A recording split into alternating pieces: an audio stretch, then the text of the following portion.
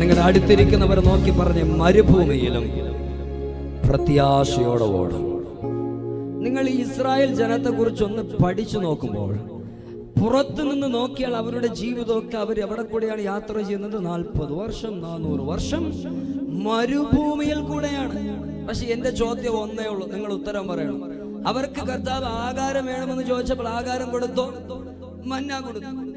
Vegetarian കഴിച്ച് ക്ഷീണിച്ചു പോയി കർത്താവ് എന്ന് പറഞ്ഞപ്പോൾ കർത്താവ് എന്ത് കൊടുത്തു?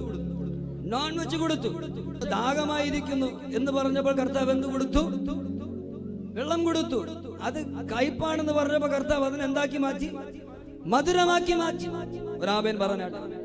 മരുഭൂമിയിൽ നടക്കുമ്പോൾ അവരുടെ ആരുടെ ചെരുപ്പും ഒന്നും എന്ത് പോയില്ല? തേഞ്ഞ് പോയില്ല.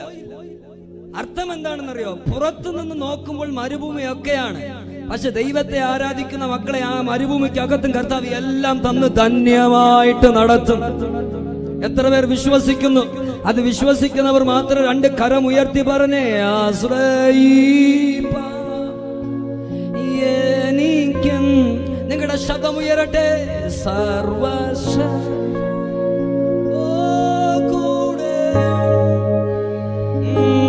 തളരാതെ മരുഭൂമിൽ യാത്ര ചെയ്യും പ്രത്യാശയോടെ. ഒരിക്കൽ കൂടെ